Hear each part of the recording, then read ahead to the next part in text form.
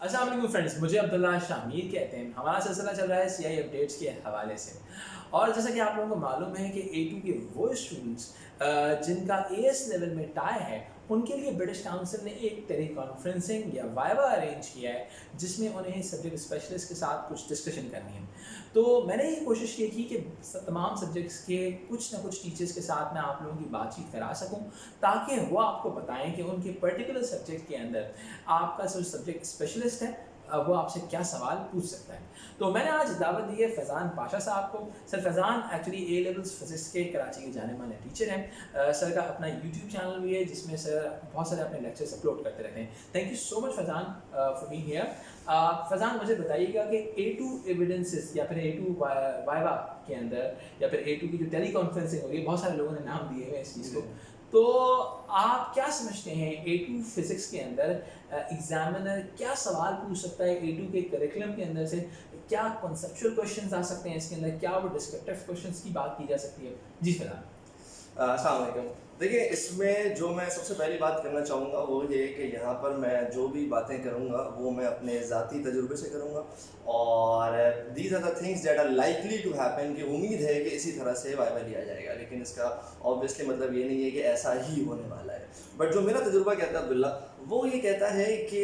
अगर tele conferencing की बात की जाए तो हमने भी कुछ वाइवास कंडक्ट किए हैं जब हमें बच्चों के प्रेडिक्टेड ग्रेड्स भेजने थे। तो उसमें हमारे लिए बड़ा चैलेंज था, हम ऑनलाइन एग्जाम लेना इतना आसान नहीं था। तो उसमें जो हम वाइवास कंडक्ट करते थे, मैं ज़रा टॉपिक वाइज बात करूंगा आपसे, ठीक है ना। अगर A2 की बात की जाए तो वो यूजली स्टार्ट होता है सर्कुलर मोशन और ग्रेविटेशन से। अच्छा, कुछ चीज़ें हैं जो बहुत जनरल हैं, यानी अगर मैं एक चीज़ कहूँ कि एग्जामिनर को, अगर A लेवल्स के एग्जामिनर को सबसे ज़्यादा क्या पसंद है, तो वो उसे पसंद है ग्राफिकल एनालिसिस। A2 का एग्जामिनर या A लेवल का एग्जामिनर ये चाहता है कि जब बच्चा किसी टॉपिक को समझ जाए तो उसमें मौजूद जो फिजिकल क्वांटिटीज़ हैं, उनके आपस के जो रिलेशनशिप्स हैं, ना सिर्फ उनकी इक्वेशंस को समझ सके बल्कि उनके रेलेवेंट ग्राफ को स्केच कर सके और उन ग्राफ्स को इंटरप्रीट कर सके कि उस ग्राफ का एरिया क्या बताता है, उस ग्राफ का ग्रेडियंट क्या बताता है, और उस ग्राफ की किस तरह के स्केच का क्या कंक्लूजन हो सकता है।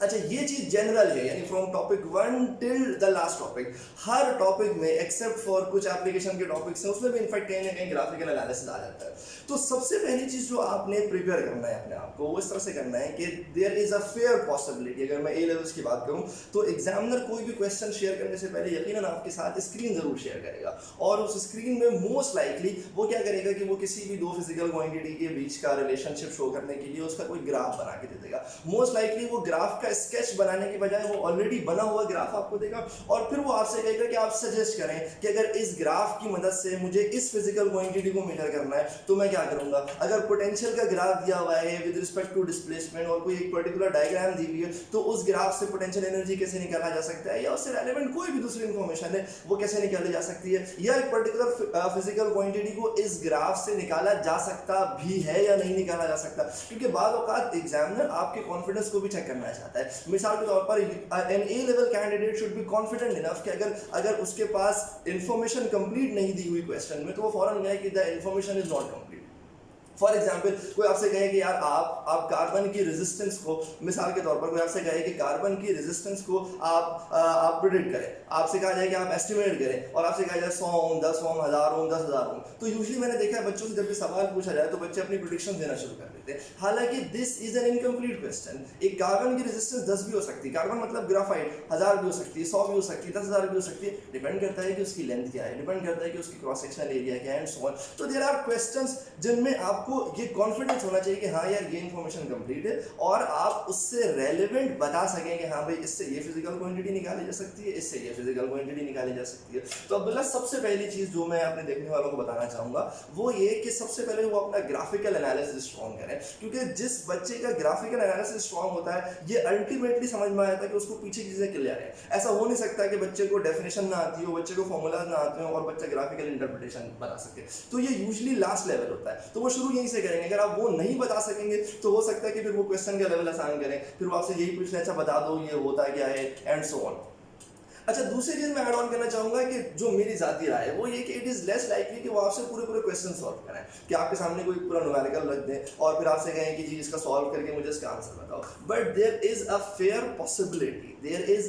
पॉसिबिलिटी कि वो आपके आगे क्वेश्चन रखें और फिर वो आपसे उस क्वेश्चन को सॉल्व करने की स्ट्रेटेजी डिस्कस करें कि फॉर एग्जाम्पल अगर इस क्वेश्चन में ये वैल्यूज गिवन है, इस क्वेश्चन में ये वेरिएबल्स गिवन है और ये एक अननोन वेरिएबल है, तो उसको आप किस स्ट्रेटेजी के तहत क्या तरीकेकार होगा जिसको आप फॉलो करेंगे। तो उसमें आप बता सकते हैं कि जी पहले हम ये फिगर आउट करेंगे, फिर हम इस इक्वेशन को इस्तेमाल करते हुए ये फिगर आउट करेंगे, फिर हम इस इक्वेशन को इस्तेमाल करते हुए ये फिगर आउट करेंगे। तो अब इस हवाले से इस चीज़ की तैयारी किस तरह से की जाए,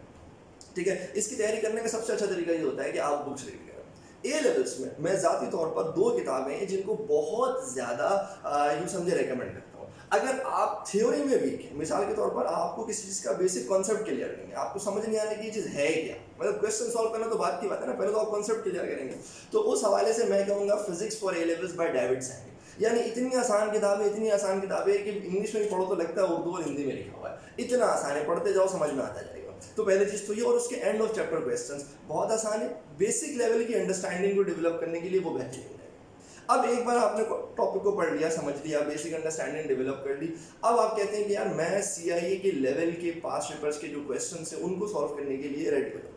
तो मेरा हमेशा से मशवरा ये होता है कि बजाय इसके कि आप सीधा पास पेपर सॉल्व करना शुरू कर दें और आप 20-20 साल के पास पेपर सॉल्व करें, उसकी सिग्निफिकेंस अपनी तरफ है, लेकिन ज़्यादा इंपॉर्टेंट क्या है, ज़्यादा इंपॉर्टेंट ये है कि आप बैठ के, एक किताब है पैसिफिक फिजिक्स, यानी तारीख में किताब लिखी गई थी Pacific physics for A levels, जो कि 2 वॉल्यूम में, वॉल्यूम 1 और वॉल्यूम 2, बेहतरीन किताब है। यानी उस बुक में सबसे अच्छी चीज़ क्या है, उस बुक की सॉल्व एग्जाम्पल्स, यानी एंड ऑफ चैप्टर क्वेश्चंस तो अच्छे हो सकते हैं, लेकिन जब सोल्यूशन ही नहीं है तो आप कैसे, यानी उस पर तो आपको इंस्ट्रक्टर की जरूरत पड़ेगी, लेकिन उसकी एग्जाम्पल्स तो सॉल्व है, एक्सप्लेन्ड है, यानी बिना किसी इंस्ट्रक्टर के अगर आप लेके बैठ जाए उस किताब को, मैं आपको गारंटी देता हूँ कि आप सिर्फ उसकी एग्जाम्पल सॉल्व करें, उसकी एग्जाम्पल्स ही इतनी है और इतनी डाइवर्सिफाइड है कि वो आपके कॉन्सेप्ट को खोल के रख देंगी। यानी ऐसा लगता है कि किताब लिखने वाले को पता था कि इस क्वेश्चन में बच्चा एग्जैक्टली यहाँ आके फंसेगा, यानी आपने आंसर्स देखना नहीं, आपने क्वेश्चन देखना है, सॉल्व करना है, और फिर जब उसको खोलेंगे तो वो क्वेश्चन आपको बड़ा सिंपल लग रहा होगा, लेकिन आप वहाँ पे आके फंस जाएंगे और फिर आप हर नए सवाल से कुछ ना कुछ नया सीखेंगे।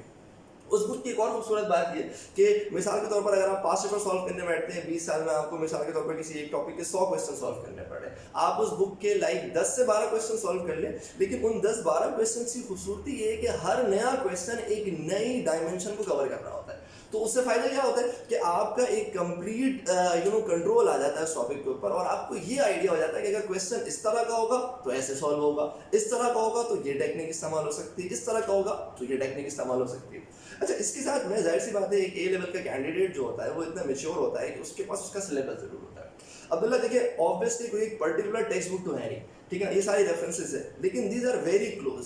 To the current syllabus, but at least आपके पास आपका सिलेबस खुला हुआ होना चाहिए। कुछ टॉपिक्स पर्टिकुलरली पैसिफिक फिजिक्स में जब आप उस बुक को रीड करना शुरू करेंगे तो हर चैप्टर में कुछ एक्सप्लेनेशन बहुत ज़्यादा इन डिटेल चली जाती है जो कि हमारे सिलेबस का पार्ट नहीं है। तो अगर सिलेबस आपके पास होगा जिसमें आपके पास कोर्स कंटेंट मौजूद है तो आप उसको फॉलो करके डिसाइड कर सकते हैं कि अच्छा ये वो चीज़ें जो कि अब हम सिलेबस के स्कोप से बाहर जा रहे हैं, तो आप उसको इग्नोर कर सकते हैं।